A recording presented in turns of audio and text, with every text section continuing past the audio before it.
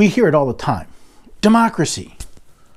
Whether it's preserving democracy in America or making parts of the federal government more democratic, it seems people today are obsessed with democracy. But do they really know what that word means? We'll discuss that next on the Constitution Study. Every day, we're everyday Americans. Hold our own and call it home. Put it all on a little piece of land. Pay the bills, stay out of jail. Love the neighbors and have a few good friends. Every day, we're everyday Americans. Hello there, everyday Americans. Paul Engel here once again with the Constitution Study, where we read and study the Constitution, help teach the rising generation to be free. I am glad you could join me today. As always, I'm going to point you to that website, constitutionstudy.com. That's where you can find out everything that's going on Constitution Study. There are some new things that have popped up now that we're into December. You can find the updated newsletter, sign up to get that. You can request for me to come speak to one of your groups. I've been having a lot of fun doing that lately, speaking to different groups of all different ages. You can request that I go do that up on the website. As usual, you can ask questions, be involved, be engaged. I appreciate and enjoy all of this. I also want to thank those who help keep the Constitution Study up and running, whether they are going to the new store, buying some of my books and other gear, which will be expanding over the next couple of months, whether they are just sharing this message, or groups like Rebel North that are allowing me to use their music. Everything we can do to help share and to help make this Constitution Study continue, I think, is beneficial to each and every one of us and to America as a whole. And with that, let's talk about democracy. Now, democracy is a noun. Government by the people, a form of government in which the supreme power is lodged in the hands of the people collectively, or in which the people exercise the powers of legislation. Such was the government of Athens. So why wouldn't people be excited about a democracy? Why wouldn't people want a government by the people? What could be more fair than a system of government where the supreme power is lodged in the hands of the people? What's the big deal, Paul? Well, the big deal is that the United States of America is not a democracy. Never has been a democracy. And becoming one was one of the great fears of our founding fathers. Now, why wouldn't our founding fathers want us to be a democracy? Well, mostly because they'd seen democracies in action. We are now forming a Republican form of government.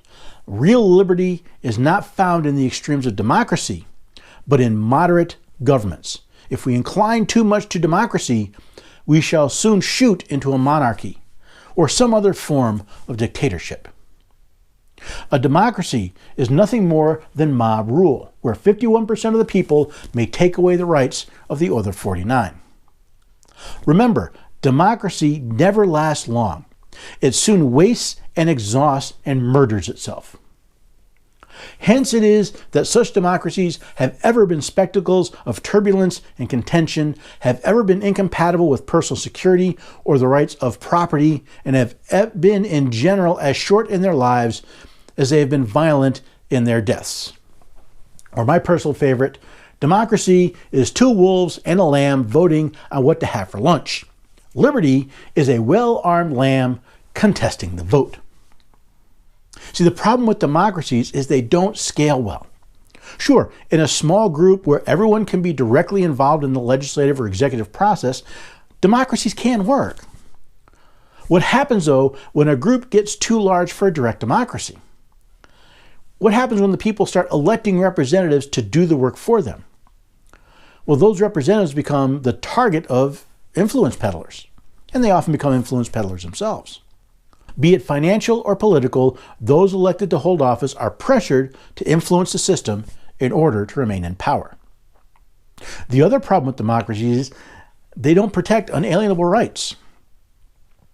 To use Benjamin Franklin's quote, in a democracy, the two wolves can easily outvote the rights of the sheep. What happens to your rights when they can be overridden by a simple majority of representatives? To find an answer, all we have to do is look in two places: Europe and university campuses. Unlike America, most European countries are parliamentary democracies, not republics. The people choose representatives, or more frequently, representative parties, and leave all the governing to them. The parliaments choose their leaders, the heads of state, and set national policy. Now, without the restrictions of a republic, these nations are free to infringe on the rights of the people, their right to life, liberty, and property. Just look at the recent case of Charlie Gard. Charlie was a very sick child in the UK. Now, his parents had arranged for him to come to the United States for treatment that might have saved his life.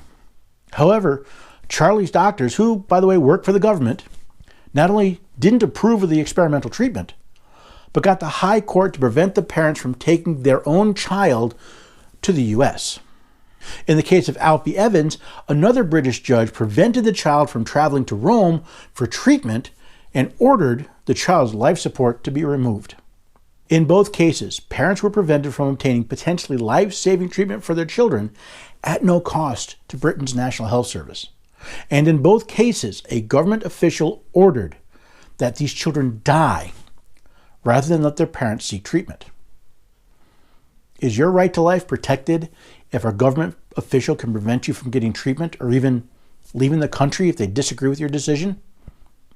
Other European countries ban the wearing of certain religious garments in public, the teaching of certain subjects in school, even publicly writing or speaking about certain topics. What good are your rights in a democracy when they can be banned if enough people in power simply don't like them? The other place where we see democracy in action is college and university campuses. What started as free speech zones, where people were only allowed to exercise their right of free speech in certain areas of campus, has now metastasized into groups of students bullying administration, faculty, and their fellow students into not speaking on certain subjects, not allowing people with certain points of view access to campus facilities, and denying the people the right to peaceably assemble for certain events. If mobs and faculty can determine what you are allowed to say and where, you don't have freedom of speech. How do you think political sheep feel when they face these wolves? Unlike a democracy where a majority of people can do pretty much whatever they want, a republic uses elected representatives and generally establishes more restrictions. A republic is a commonwealth, a state in which the exercise of sovereign power is lodged in the representatives elected by the people. In modern usage, it differs from a democracy or democratic state in which the people exercise the power of sovereignty in person.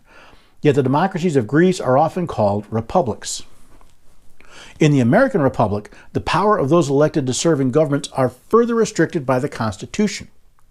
If Congress passes legislation that is unconstitutional, it is considered null and void. Courts are not bound to unconstitutional laws. States are not bound to them, and neither are the people. Of course, those who choose to disregard such laws will be asked to stand and give an account for their actions, probably before a jury.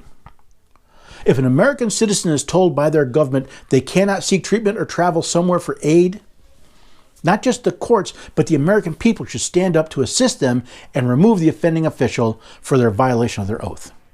Similarly, the American people should stand with those who wish to speak and hear other points of view on campus of public schools and demand the removal of those who would infringe on the rights of others. Benjamin Franklin was asked, "Well, doctor, what have we got? A republic or a monarchy?" A republic, if you can keep it. We have inherited a republic, but as Alexander Hamilton noted, our drive to make it a democracy is turning us into a monarchy. See, if liberty is supposed to be protected by a well-armed lamb, then we have laid down our arms and become lambs for the slaughter instead. We are now a country where a word of a single man can set policy and be used to infringe on our rights. Now we see candidates for office vying to see who can infringe on the rights of Americans the most. We are a nation where Congress believes it can do whatever it wants as long as it can get enough votes. We have devolved into a land where the opinion of 9 people in black robes supersedes the laws created by the people and by their agents. Mr. Franklin was right. We were given a republic, but it appears we were only able to keep it for a couple of centuries. So I hope that made you think. I hope the next time you hear America referred to as democracy, you'll know better. I hope you'll share this Help educate. There's a reason we are not a democracy. There's a reason we are a republic, and it's an important one. And it's one we should strive to keep, not strive to throw away. It is dangerous the way we are moving towards a democracy, and the only people that can stop it are we, the people of the United States. So head over to the website, find out what we're doing here at the Constitution Study, share this message, share the video, share the article. Most of all, help people understand what America truly is and the dangers of becoming a true democracy. And I hope you'll come and join us next time on the Constitution Study. There's one thing you have to know wherever you make your stand. Came from a long through line of everyday Americans.